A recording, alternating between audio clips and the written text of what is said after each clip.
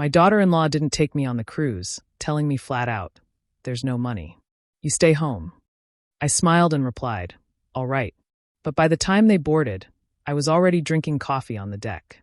My son screamed, "Are you stalking us? Get out of here, you crazy woman." But then the captain approached and said something that made them turn pale and drop to their knees. Friends, before we begin this story, I ask a small favor. Subscribe to the channel, hit that like button, and tell us in the comments which city you're listening from. Your support helps stories like this ring out louder. Enjoy the listen.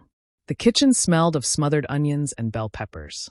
It was a familiar, soothing scent, one that always reminded me of times when life was simpler and the table was fuller.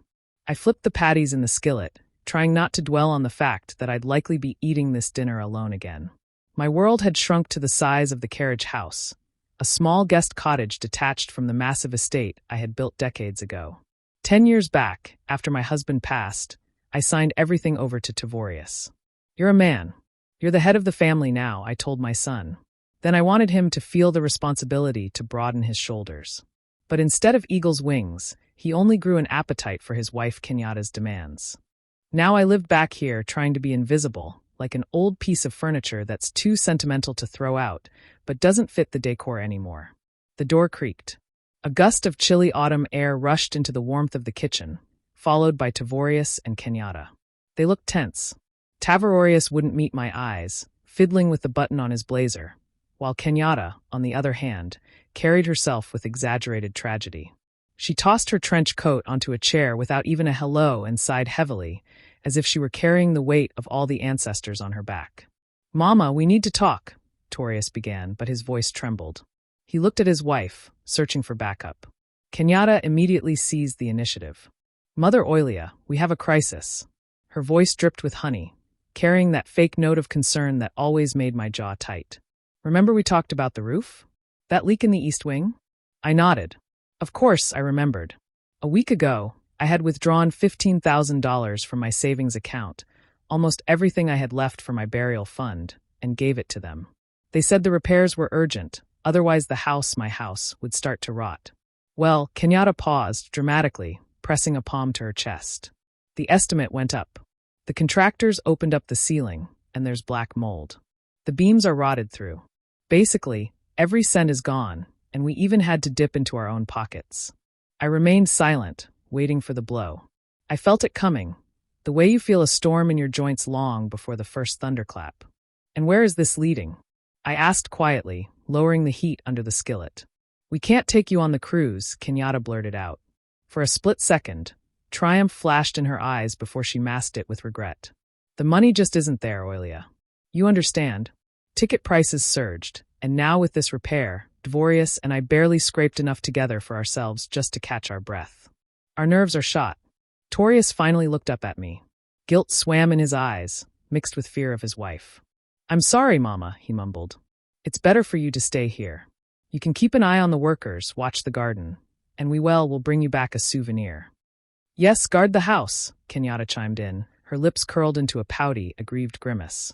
"Someone has to maintain order while we pinch pennies on this trip." I looked at her and felt a strange emptiness. There was no resentment, no anger, just a cold clarity. My gaze slid to her wrist. Kenyatta adjusted her hair, and the sleeve of her deep mahogany blouse slid down. On her wrist, a bracelet sparkled. A thin strand of white gold paved with diamonds. A tennis bracelet. I knew that design. I knew the jeweler. I knew the price. That wasn't costume jewelry.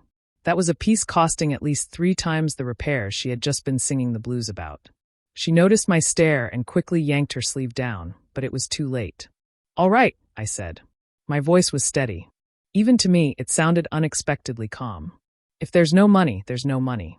You two go rest. I'll watch the house." They exchanged glances.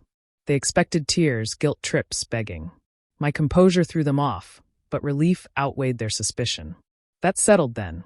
Kenyatta jumped up instantly, forgetting the tragedy act. "We need to rush and pack. We leave early tomorrow morning. Don't offer us the food. We're fasting before the trip." They left, leaving me in the silence of the cooling kitchen. I spent the evening doing my usual chores. Washed the dishes, wiped the table. The darkness outside thickened, turning the garden into a black and white photograph. Closer to midnight, I gathered the trash to take it out to the bins by the main gate. It was crisp outside. The wind tumbled dry leaves down the driveway. I approached the large dumpster used by the residents of the main house, my son and his wife. The lid was propped open. Torius must have thrown something out in a hurry before bed. The wind caught a crumpled ball of paper falling from the bin and rolled it to my feet. I bent down and picked it up. It was heavy paper, crushed into a careless sphere. I wanted to just toss it back, but something, maybe the quality of the paper, too thick for a grocery store receipt, made me pause. I smoothed out the sheet. The street lamp overhead was dim, but the letters and numbers were distinct. It was an invoice from Apex Voyages. Date yesterday. Payer, Tavoria St. James. Memo. Reservation. Grand owner suite on the riverboat, the Gilded Magnolia. Total $15,000. The world around me froze. The sounds of the night, the rustling leaves, a distant dog barking vanished. Only the numbers on the paper remained. 15,000. Exactly the amount I had given them 3 days ago. My money. They weren't fixing the roof.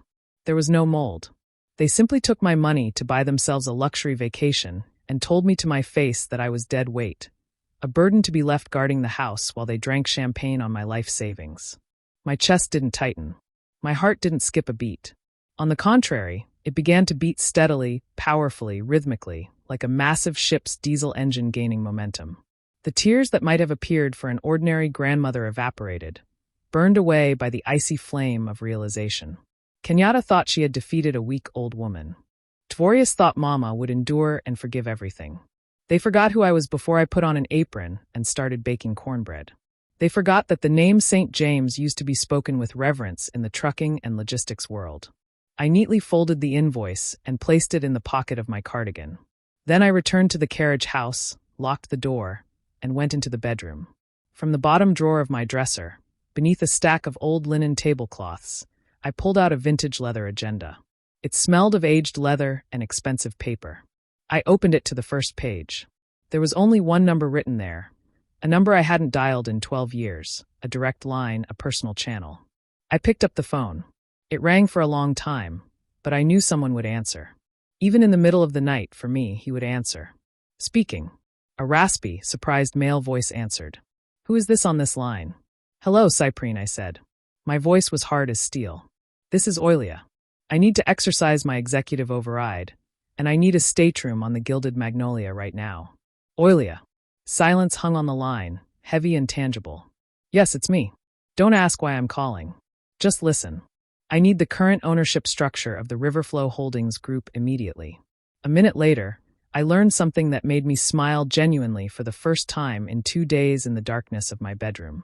The cruise line that owned the Gilded Magnolia wasn't just a partner. It was a subsidiary we had acquired 15 years ago, back when I stood at the helm.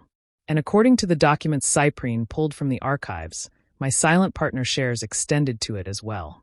Legally, I wasn't just asking for a favor. I was preparing to step onto the deck of my own ship. The next 48 hours passed in a mode I had almost forgotten, but which my body remembered instantly. Cold, emotionless efficiency. While Tavorius and Kenyatta ran around the house arguing over which suitcases to take, I waged war over the phone, locked in the bathroom with the water running for cover. My attorney, an old friend named Solomon, with a voice as creaky as an unoiled wagon wheel, initially tried to talk me out of drastic moves, but when I explained the situation, he just chuckled. Oilia, you always knew how to play the long game. Have it your way. I'll prepare the papers transferring operational control for the duration of the voyage. Captain Thaddeus will be notified. Thaddeus? Emmerich Thaddeus. I remembered him as a young first mate, honest, straight as a rail. That worked in my favor. Between calls, I packed. I unlocked the cedar closet in the back, the key to which hung around my neck with my crucifix. There in garment bags of thick canvas hung my past life. Clothes Kenyatta had never seen, or she would have sold or stolen them long ago. I pulled out a cream-colored linen pants suit, Italian fabric, impeccable cut to go with it. A silk scarf with an abstract pattern in terracotta and gold tones. No house coats, no worn-down slippers. If I was going to war, I was going in dress blues. On the morning of their departure, chaos reigned in the main house. Kenyatta was screaming at Tavares about a forgotten makeup bag. Tavarorius was running around bug-eyed, trying to shove yet another duffel into the trunk of the SUV. I stepped out onto the porch in my usual gray raincoat, hiding my new attire underneath. In my hands, I held an old battered travel bag, a decoy. "Tavorius!" I called out. He flinched, nearly dropping a toiletry kit. "Mama, what now?" "We're running late," he barked, wiping sweat from his forehead. "I wanted to say I won't be sitting at home," I said calmly. "I'm going to Sister Altha's place. Her sciatica is acting up. She asked for help. I'll be back in a week, just when you return." Kenyatta leaned out of the car window, already wearing dark sunglasses. "Altha perfect," she threw out, not even hiding her joy. "Less electricity wasted. Leave the keys with the neighbor." "All right, we're leaving." "Tavorius, get in already." They didn't even hug me. Tavorius waved a hand, jumped behind the wheel, and the car peeled out toward the gate, tires screeching. I watched them go until the red tail lights disappeared around the bend. "Safe travels," I whispered into the void. Exactly 30 minutes later, a black stretch sedan pulled up to my gate, gravel crunching softly. A chauffeur in a cap stepped out, opened the door for me, and bowed his head respectfully. "Mrs. St. James, we are ready. Captain Thaddeus is expecting you."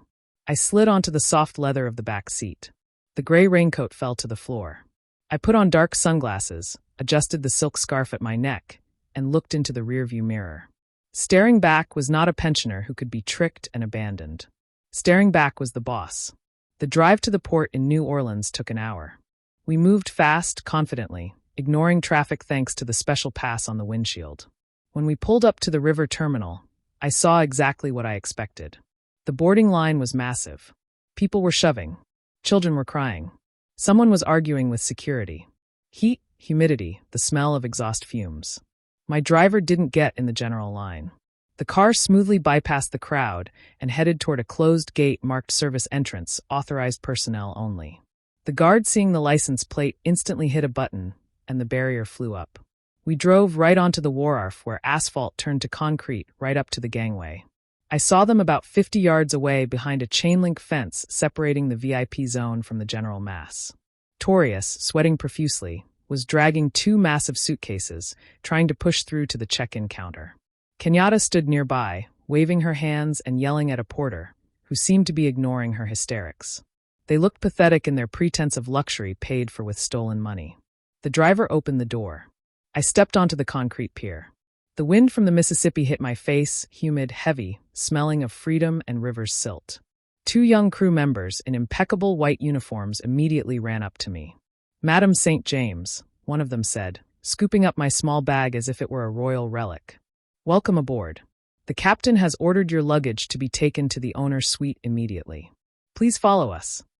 I adjusted my glasses, and without looking back at the fence where my son and daughter-in-law were fighting for a place in the sun, I stepped onto the gangway. They were too busy with their petty scandal to notice how the shadow of my limousine fell over their dreams. I entered the owner's suite, and the door closed silently behind me, cutting off the noise of the port. Perfect silence reigned here, broken only by the barely audible hum of the air conditioning. The space was immense. A living room with panoramic windows, a bedroom finished in mahogany, and a private exit to a secluded section of the deck.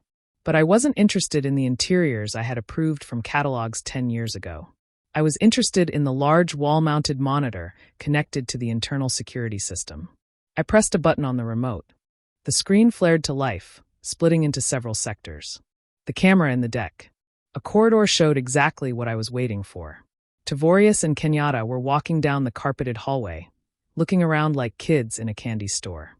Tavorius dragged the bags, puffing but smiling, while Kenyatta floated ahead, running her fingers along the polished handrails. They stopped at the door of Statum 404, the diamond suite, the very one I had paid for, thinking I was saving the roof of our home. They went inside. I switched the camera to the interior view. Yes, the suites had discrete cameras in the corners of the ceiling for guest safety and dispute resolution. The audio was crystal clear. "Lord have mercy, Torius," Kenyatta squealed, tossing her purse onto the massive bed covered in snow-white linens. "Look at this balcony. Look at this bathroom." She twirled around the room. Her fuchsia dress was a bright blur against the cream walls. Torius, wiping his sweat, flopped into an armchair and spread out in a satisfied grin. "Well, was it worth it?" he asked, looking at his wife with adoration. "You better believe it." Kenyatta ran to the table where a welcome bottle of champagne waited in an ice bucket. Open it quick. We need to celebrate the start of our freedom. The pop of the cork sounded dry, like a gunshot through the speakers in my cabin. Tavorius poured the sparkling wine into tall flutes. Foam spilled over the edge, dripping onto the carpet, but they didn't care. To us, Kenyatta proclaimed, raising her glass, and to finally breaking out of that crypt. They clinked glasses. Tavorius took a big gulp and chuckled. Listen, I felt a little awkward when we left. Mama was just standing there with that old grocery bag. Kenyatta snorted, her face twisting into a scornful grimace. She set her glass down and hunched over, shuffling her feet, mimicking a shaky walk. Her voice changed, becoming scratchy and pitiful. A caricature of my voice, though I never spoke that way. Oh, children, you go on. I'll stay here with the cats. Guard the house. Save a penny, she mumbled. And they both exploded with laughter. Oh, I can't. She's so naive, Torius. No money. She swallowed it and didn't even choke. The old here believes anything we say as long as we don't bother her. She's probably sitting there right now, drinking her empty tea and thinking. Poor us, Torius added, pouring himself more. Well, it's fine. Let her guard. Fresh air is good for her, and we are royalty. I stared at the screen without blinking. In my hand was a cup of hot coffee, and it wasn't trembling. I felt no pain, only disgust, as if watching roaches that had gotten into the sugar bowl. They felt untouchable. They thought the world belonged to them. All right, enough about sad things. Kenyatta downed her champagne in one gulp. Let's go. I want to see the restaurant. They say the chef is from France, and we need to put the staff in their place immediately. Otherwise, they like to slack off with tourists. They left the cabin, slamming the door. I saw in the hallway how Kenyatta snapped her fingers under the nose of a passing maid, demanding she move her cart out of the way. I picked up the internal phone and dialed a short number. Captain, I said. Yes, Madam St. James. Amir's voice was crisp. Military. The guests from 404 have left the cabin. Initiate Phase 2. Pack their things neatly but without extra reverence and block their key cards. It will be done. The keys for the new assignment are ready. I leaned back in my chair. The show was starting. An hour passed. The sun began to dip towards sunset, painting the Mississippi waters in gold. The gilded magnolia blew its horn and smoothly departed from the wharf. Tavorius and Kenyatta were, judging by the cameras, terrorizing a bartender on the middle deck, demanding he remake cocktails that, in their opinion, had too much ice. When they returned, flushed and pleased with themselves to the doors of their suite to dress for dinner. I turned the sound back on. Torius casually tapped his card against the lock. The indicator blinked red. He frowned, wiped the card on his blazer sleeve, and tapped it again. Red. What are you digging around for? Kenyatta asked impatiently. I need to use the bathroom. Yeah, it demagnetized or something, Torius grumbled, starting to get nervous. He jerked the handle. The door was locked tight. At that moment, a senior steward, a young man with perfect posture and a stone face, appeared from around the corner as if by accident. Pros, folks? Your stupid card isn't working. Kenyatta barked. Open the door for us immediately. Our things are in there. The steward smiled politely, but his eyes remained cold. He pulled out a tablet, checked the data, and shook his head. I apologize, Mrs. St. James. There was an administrative error during booking.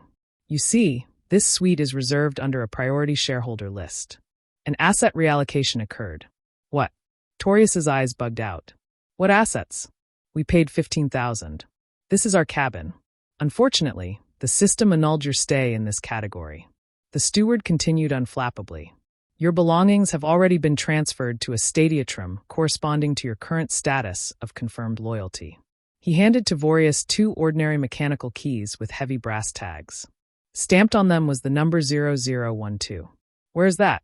Kenyatta asked suspiciously, not taking the key. Lower deck, ma'am.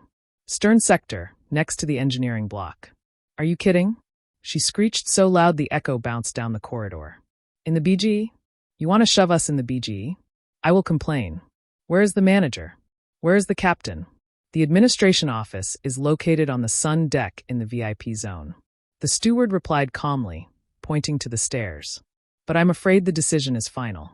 Kenyatta snatched the keys from the steward's hand and threw them at Tavorius.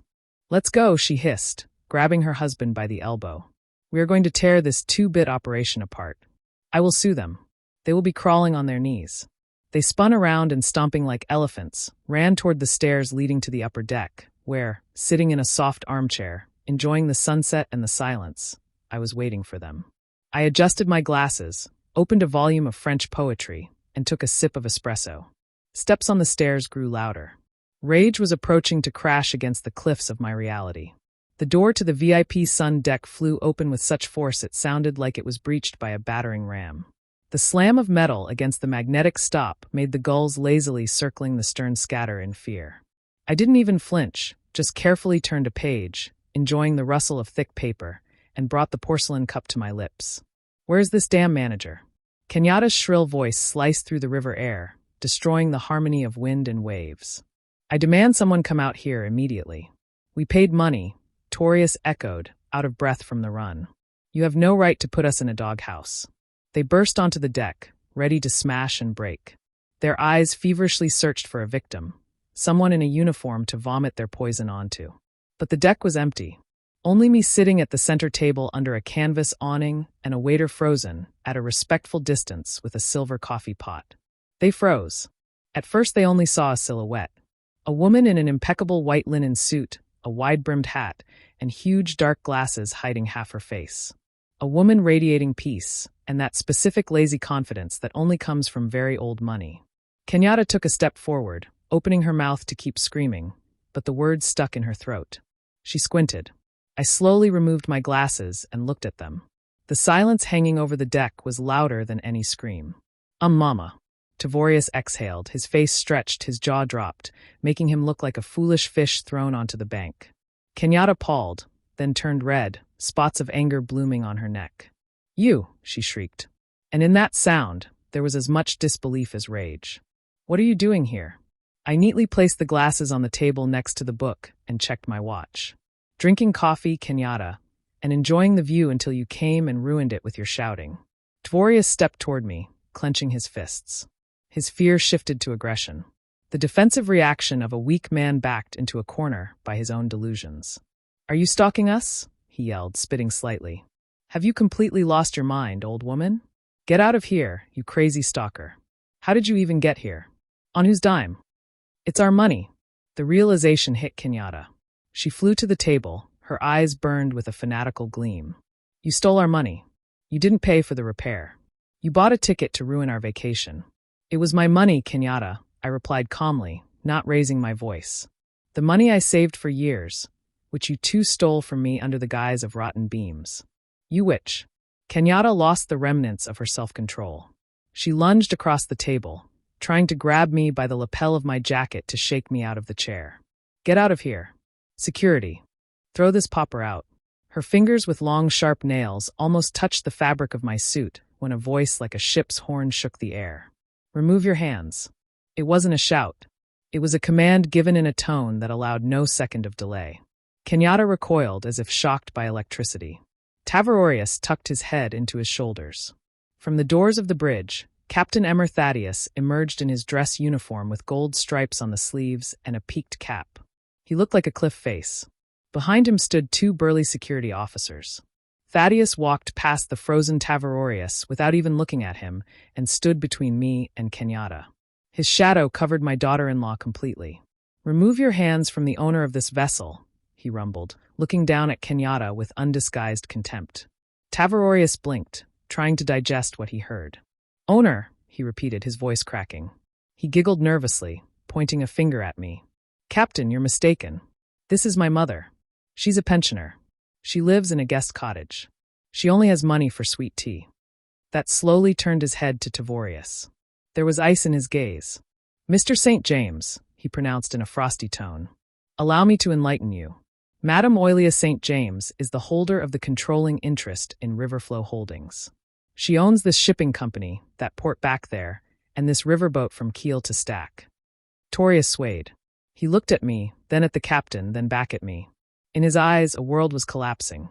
The world where he was smart and cunning, and I was old and foolish.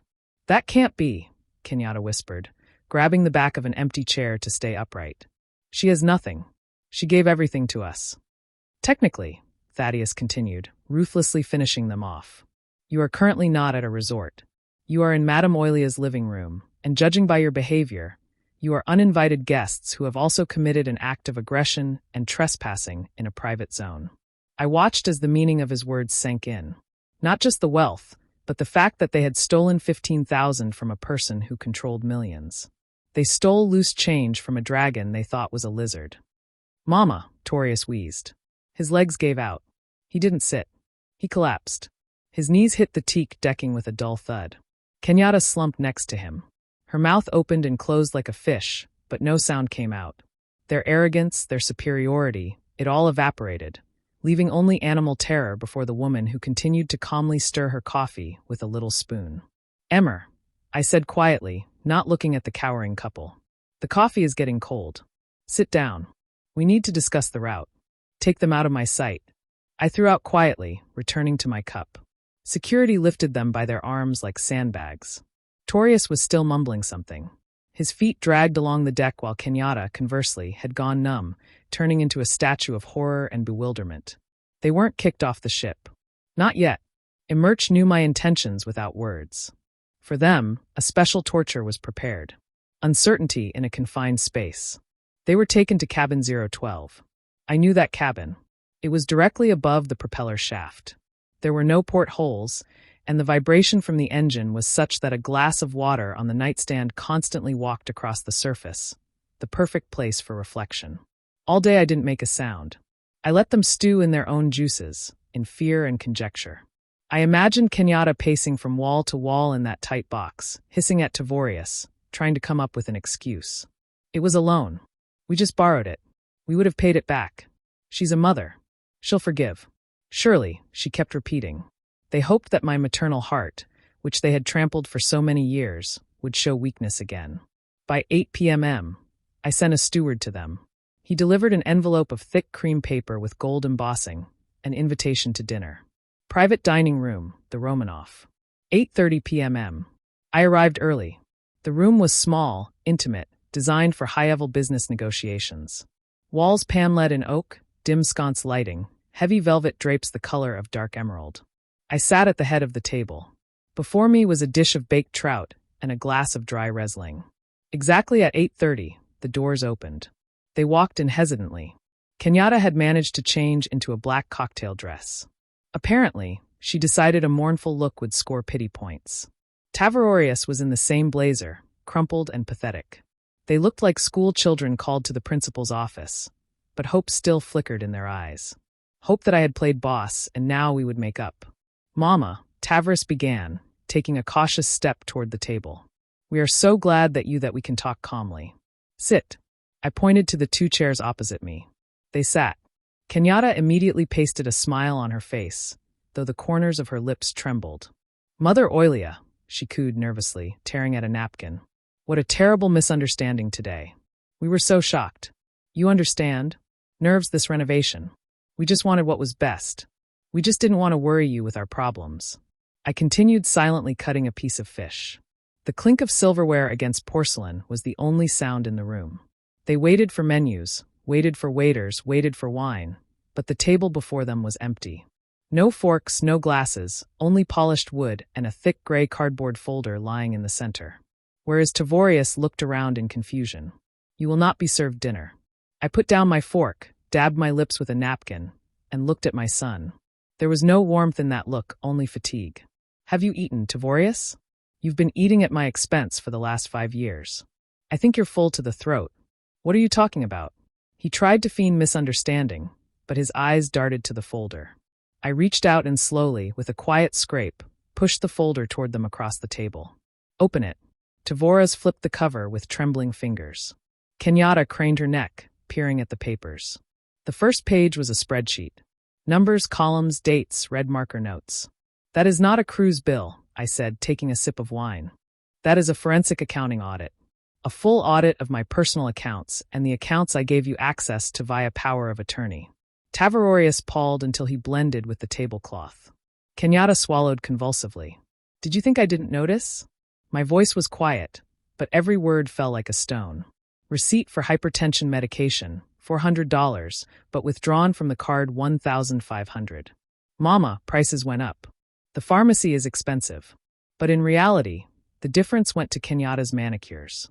I turned the page in my memory, knowing the document by heart. Groceries. You brought me a bag of grits and milk, but wrote off 1,000 a week as helping mama. You even paid for gas for your SUV with my pension card. Torius, it's a mistake. My son wheezed, but didn't dare raise his eyes. And now the roof repair. I continued ruthlessly. 15,000, the climax of your greed. You didn't just steal that money. You stole it while looking me in the eye and telling fairy tales about rotten beams. You stole it knowing it was my last savings for a rainy day. Oilia, listen. Kenyatta shrieked, realizing the earth was sliding from under her feet. It was a loan. We wanted to return it. Tavarorius is having trouble at work. We just enough. I slammed my palm on the table. The sound was sharp and short. They flinched. I wasn't senile. Torius, I said very softly, and that softness terrified them more than screaming. I was patient. I hoped your conscience would wake up, that you would remember who bought you that house you live in, who paid for your education. I waited for you to be satisfied, but you are insatiable. I closed my eyes for a second, saying goodbye to the illusion of family I had tried to preserve. My patience ended yesterday when I found that invoice in the trash can. I nodded at the folder. Check the last page. Bank notification. An hour ago, I revoked all powers of attorney. Your cards linked to my accounts are blocked. Joint accounts are frozen pending the investigation into embezzlement. Embezzlement? Tavarorius looked up at me, eyes full of horror. Mama, you're pressing charges. Your personal cards are currently overdrawn, I continued, ignoring his question. Credit limits annulled by my order as the owner of the partner bank. You don't have a dime, not even for a bottle of water. Kenyatta jumped up, knocking over her chair. You can't do this. We are your family. We are here in the middle of the river. How will we live? How would you live without me? I answered calmly, humbly and quietly. I pressed the button to summon the staff. Dinner is concluded. You are dismissed. Go to your cabin. You need to sleep. Tomorrow will be a hard day for you. The doors opened, and the figure of the head of security appeared in the frame. Tavarorius and Kenyatta, hunching over, dragged themselves to the exit, clutching the folder of evidence of their shame to their chests. They walked into the darkness of the lower decks, and I remained in the light of the lamps, alone with cold fish and the bitter taste of victory, which tasted like ash. The morning of the next day met me with thick milky fog rolling over the water. I sat in the carrium on the upper deck, a glass-enclosed veranda, where palms and orchids grew, creating the illusion of a tropical paradise in the middle of the American autumn. In my hands was a cup of herbal tea, and a plaid blanket lay on my knees. It was quiet here, but the silence was deceptive. I knew that several decks below in the cramped cabin 012, where the screw vibration rattled bones, a storm was raging. Security reported that the screaming started in the night. Rats backed into a corner always start biting each other. Stripped of money, status, and most importantly, the illusion of impunity. Tavarorius and Kenyatta predictably began looking for someone to blame. And of course, each saw the other as the culprit. The door to the solarium creaked softly. I didn't turn around, continuing to watch the prow of the riverboat slice through the gray sheet of water. Mother Oilia. The voice was quiet, trembling, soaked with tears. I slowly placed the cup on the saucer. The clink of china sounded unnaturally loud. Turning my head, I saw Kenyatta. She looked different. The haughty posture was gone. The predatory glint in her eyes vanished. She wore a simple black dress. Her hair was messily gathered in a bun, and her face was untouched by makeup, which only highlighted her red, swollen eyes. She stood at the entrance, nervously wringing her hands like a schoolgirl coming to confess to breaking a window. "May I?" she whispered. I gestured to the wicker chair opposite. "Sit, Kenyatta." She walked over and sat on the very edge, hunching over, trying to appear smaller. "I couldn't sleep," she began, and a single tear rolled down her cheek. Torius, he went off the rails. He was screaming, blaming me for everything. She sobbed, covering her face with her palms. I watched this performance with detached curiosity, like a theatergoer who knows the plot by heart. "Oilia, you have to listen to me." Kenyatta took her hands from her face and looked at me pleadingly. "I didn't know. I swear to you, I didn't know the scale. Torius always said it was his money, that it was bonuses, deals that went well. I believed him. He's the man, the provider. How was I supposed to know that he was stealing from his own mother?" She leaned forward, trying to catch my eye. "I'm a victim, too. You understand? He used me. He forced me to live high on the hog to maintain his image. Buy this, wear that. We have to fit in. I just wanted to be a good wife. And now you think I'm a monster." Her voice broke into a whisper. "I love you, Mama. I always wanted us to be a real family. But Torius, he turned me against you. He said nasty things. He walled us off. He came up with the roof story. I told him we can't take Mama's last dime. And he laughed and said, 'You wouldn't understand anyway.' I silently picked up the teapot and poured her a cup. Steam rose up, smelling of herbs and lies. 'Drink,' I said evenly. 'Your throat is dry from so many words.' Kenyatta grabbed the cup with both hands like a drowning woman grabbing a straw. 'Thank you. You are a saint, Oilia. I don't deserve your kindness. I just want you to know I'm leaving him. As soon as we get back, I'm filing for divorce. I can't live with a thief and a liar. I'll work. I'll pay back every penny. Just please don't throw me out of your life. Give me a chance to make amends.' She looked at me with clear, devoted eyes. If I hadn't known her for 10 years, I might have believed it. Her acting was flawless. The perfect victim of a tyrant husband. Seeing the light and repenting, I took a sip of my tea, feeling the warmth spread inside. 'You are very convincing, Kenyatta,' I said thoughtfully, almost talented. 'Torius really is weak. He's a follower. Clay in someone else's hands.' Kenyatta's face brightened. She decided the hook was swallowed. 'Yes, exactly. He's weak, and I just fell under his influence. But there is one detail.' I put the cup on the table and picked up the tablet lying next to a bowl of cookies. 'This vessel has very modern security systems, especially in the lower compartments where the engine rooms and crew quarters are where you are currently living.' Kenyatta froze. The smile of hope began to slowly slide off her face, exposing fear. Due to engine noise and insurance requirements, I continued in a lecturing tone, swiping my finger across the screen. 'Audio recording runs 247 in those cabins in case of emergencies or passenger conflicts.' I pressed a file icon. The silence of the winter garden was torn by a sharp, hysterical voice. Kenyatta's voice, but not the one sitting in front of me now, the real one. 'The recording was made late last night. You idiot, Tavorius. You spineless jellyfish. You couldn't even lie properly,' thundered from the tablet speakers. Then my son's voice was heard, pitiful and defensive. 'Kenyatta, keep it down. They might hear us.' 'I don't give a damn.' Kenyatta screamed on the recording. 'Let them hear. As soon as we get off on shore, I'm finding lawyers. We're declaring her incompetent. She clearly has senile dementia. If she thinks she's some business tycoon, we'll dump that old cow in a state facility, the cheapest one, where they'll break her quickly, and we'll sell the house. I am not losing my money because you're afraid of mommy.' I hit pause. The last words, 'old cow,' hung in the air, reflecting off the glass walls of the greenhouse. Kenyatta turned white. The blood drained from her face so rapidly she looked like she was about to faint. Her mouth opened, but she couldn't make a sound. All her words about love, sacrifice, and monster Tavarorius crumbled to dust in a second. I looked at her without anger, only with infinite fatigue. 'Nursing home?' I asked quietly. 'Statron the cheapest one?' Kenyatta started shaking her head, backing away along with the chair. The chair legs screeched against the floor. That was emotions. I didn't mean it. You never wanted a mother-in-law, Kenyatta. I interrupted her, closing the tablet cover. You didn't want a family. You wanted a sponsor. You only saw me as a wallet on legs that for some reason was living too long. I stood up. Kenyatta pressed herself into the chair as if expecting a blow. 'Sponsorship, Kenled,' I declared. 'Go to your husband. Enjoy each other's company. You don't have much time left until arrival.'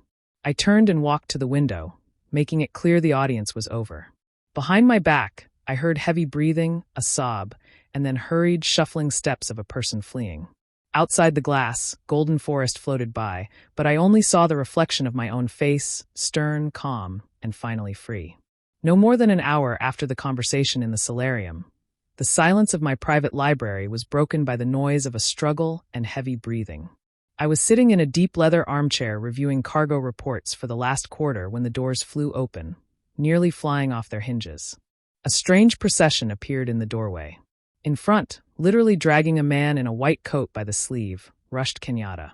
Her face, recently tear-stained and pitiful, was now twisted in a grimace of insane determination.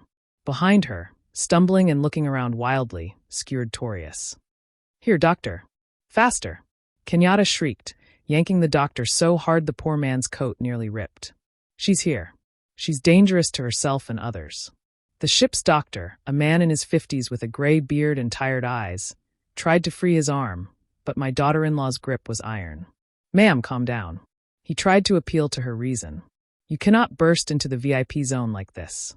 You don't understand. Toyas interrupted him, gasping for air. He ran toward me but stopped a few feet away, as if afraid I would bite. She has acute psychosis. She's delirious.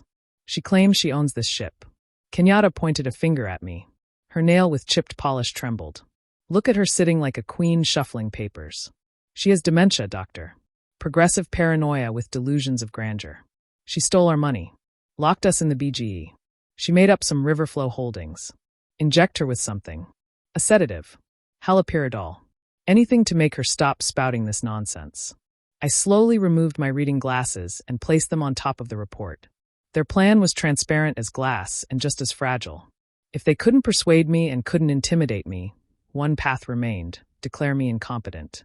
If a doctor documented acute psychosis and delirium, they as next of kin would get temporary guardianship.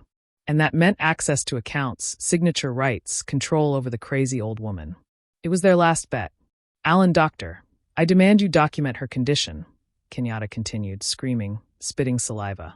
We need a medical report for guardianship. We have to save her assets before she gives them away in a fit of madness. She doesn't understand where she is.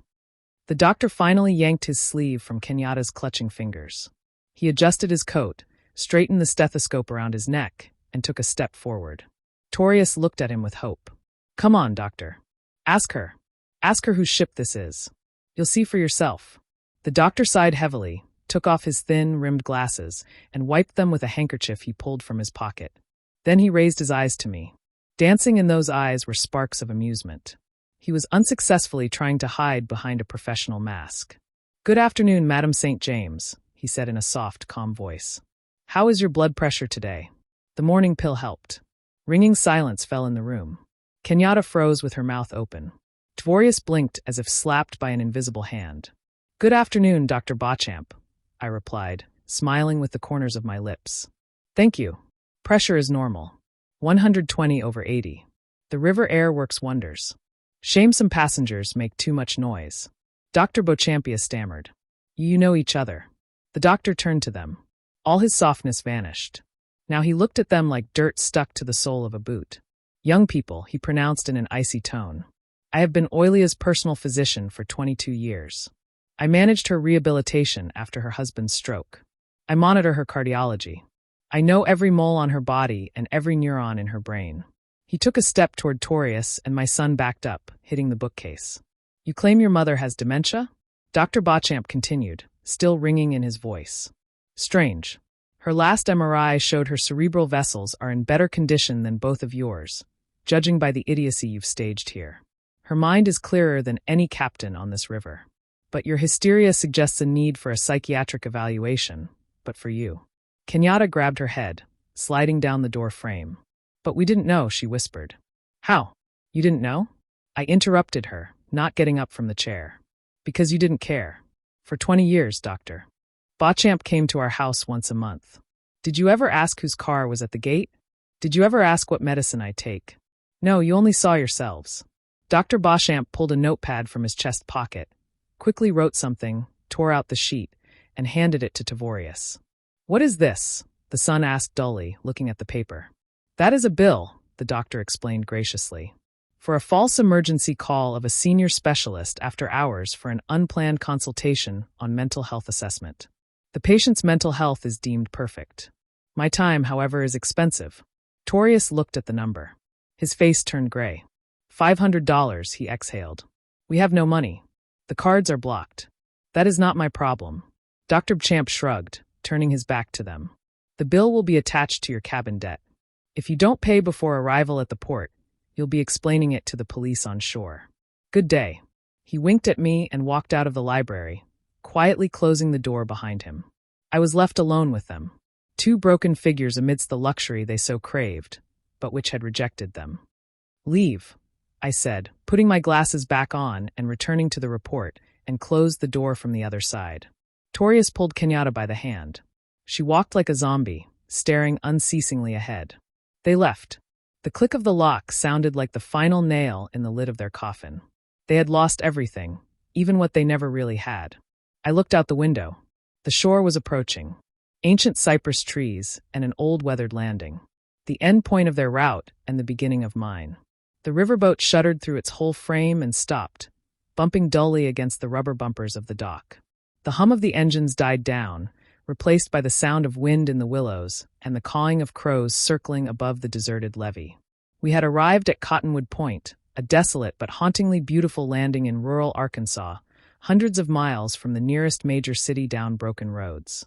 I stood at the main exit on the lower deck. I wore a camel hair coat and that same silk scarf. Beside me, arms crossed over his chest, towered the head of security. Tavarorius and Kenyatta appeared in the hallway a minute later. They looked pathetic. Rumpled dark circles under their eyes, twitchy. Seeing me, Tavros beamed for a second. Hope flashed in his eyes. The stupid, naive hope of a child who believes that after time out in the corner, Mama will definitely give him a candy. Mama. He smiled uncertainly. We're here. Is this an excursion? You decided to forgive us and take us to see the old cotton fields. They say the history here is powerful. Kenyatta was silent, looking wearily at the open gangway hatch. This is your stop, I said dryly, not returning his smile. Get out. Oh, great. Torius nodded, trying to fake enthusiasm. Let's take a walk. Get some air. It'll be good for Kenyatta. She's totally fallen apart. We'll just grab our jackets. You don't need to return to the cabin. The head of security's voice sounded like a hammer blow. Mr. St. James, Mrs. St. James, exit. They froze. The cold autumn air rushing in from the street washed over their faces, but they didn't even notice. What do you mean exit? Kenyatta whispered. I nodded at the open gangway. Go. You are expected. Nudged by the heavy gaze of security, they stepped onto the metal grating of the gangway. They descended slowly, uncertainly, looking back as if expecting me to laugh and say it was a joke. But when their feet touched the damp, cracked concrete of the landing, they saw it. Right in front of them, huddled forlornly against each other, stood their suitcases. For huge plastic cases they had so proudly dragged on board in New Orleans. Lying next to them was a folder with the unpaid doctor's bill and the eviction notice. Tavarorius froze. He looked at the suitcases, then at the empty levee where there were no taxis, no buses, only a lone dog sniffing a ballard. Then he looked up to where I stood leaning on the railing. Mama, he screamed, his voice breaking into a squeal. What does this mean? Are you leaving us here? Kenyatta clutched the handle of a suitcase as if it were an anchor. You have no right? She wailed, stomping her foot. This is the middle of nowhere. We have no money. The cards are blocked. How will we get home? It's 500 miles. I looked down at them. From this height, they seemed very small. Not formidable predators poisoning my life, but petty bustling insects. The wind whipped my hair, but I wasn't cold. For the first time in years, I was warm. You told me before leaving, no money. Stay home. My voice amplified by the river acoustics carried over the landing, drowning out the crows. You said you couldn't afford a ticket for your mother. I paused so every word would sink into their consciousness. Well, now you have no money, and you cannot afford to continue this journey, Mommy. Torius rushed to the gangway, but the deck hands had already started raising it. Metal tore away from concrete with a clang. Forgive us, we'll pay everything back. Don't leave us here. We'll die.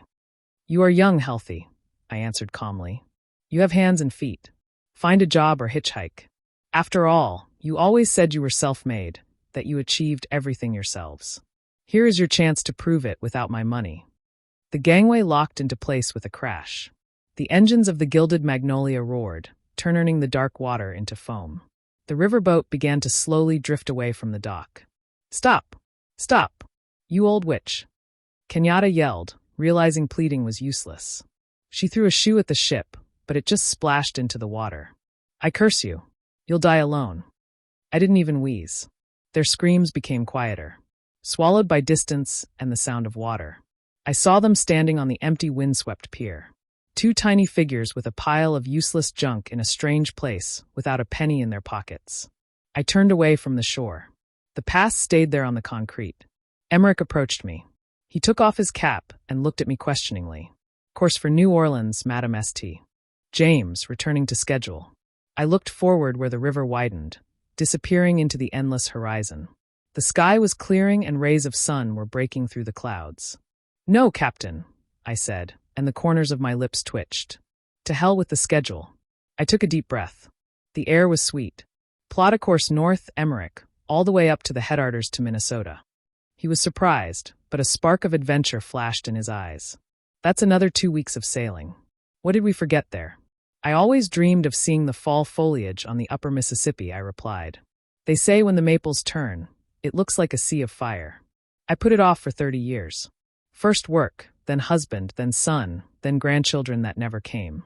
Enough putting it off. I felt something hot, huge, forgotten rising in my chest. It wasn't a chuckle, not a smirk. I threw my head back to the sky and laughed. It was the laugh of freedom, a loud, pure, ringing laugh that flew over the Mississippi, startling the gulls. I laughed at my former blindness, at their greed, at the absurdity of life. I laughed from happiness. I had money. I had a ship. And I had a whole river of time ahead of me. My life wasn't ending. It was only just beginning. Did you like the story? And which city are you listening from? Let's meet in the comments. If you like the story, you can support me by sending a super thanks so I can keep bringing more stories like this. Thank you so much for your sweet support. I'm looking forward to your comments on the story. On the screen, you can see 2 new life stories that I highly recommend. There's so much more on my channel. Don't forget to subscribe. See you in the next life story. With love and respect.